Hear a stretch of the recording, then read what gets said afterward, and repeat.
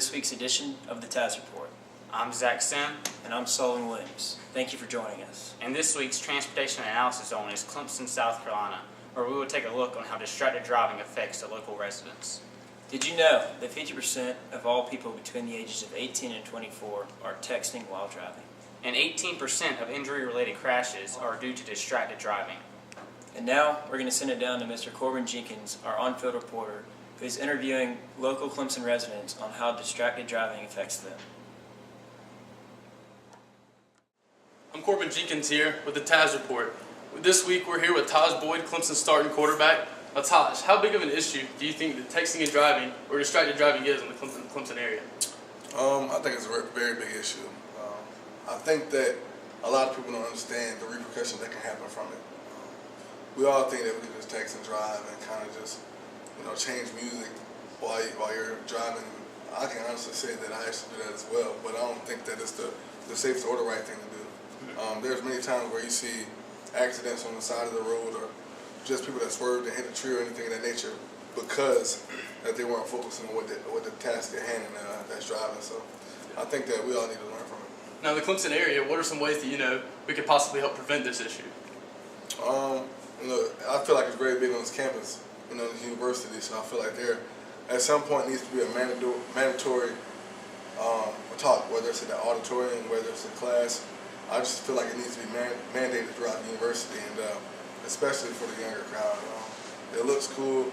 You might be drinking coffee or trying to eat a sandwich while you're driving, but at the same time, what you do weighs heavily on everybody else around you, and you just have to be accountable for your actions and understand what could potentially happen if something goes awry. Awesome. Thank you for your time, Taj. Appreciate that. Yes, sir. I'm here with Mr. Don Munson, a Clemson native. Mr. Munson, distracted driving is becoming an issue in Clemson and around the area. What ways do you feel that this issue can be addressed and prevented? Well, I think that first and foremost, the town's already taken a step. They don't allow texting anymore while you're driving a car, I think, which is huge. But still, probably the cell phone is the biggest distraction that you have in a car. Most people are used to traveling with music or radio or something like that, but people are getting cell phone calls and they're looking, you go to answer, you come fumbling out of and it just takes your attention off of the road.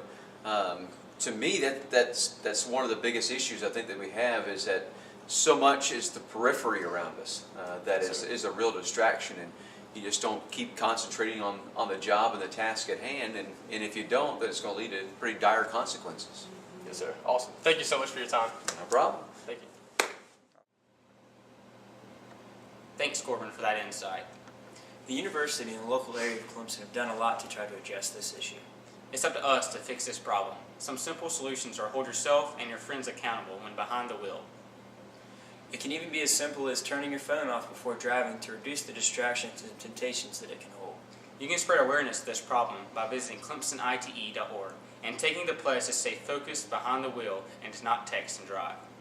Well, that's all for this week's Taz Report. We hope you've learned a lot and will join the initiative to prevent distracted driving. I'm Sullivan Williams. And I'm Zach Sim. Stay classy, Clemson.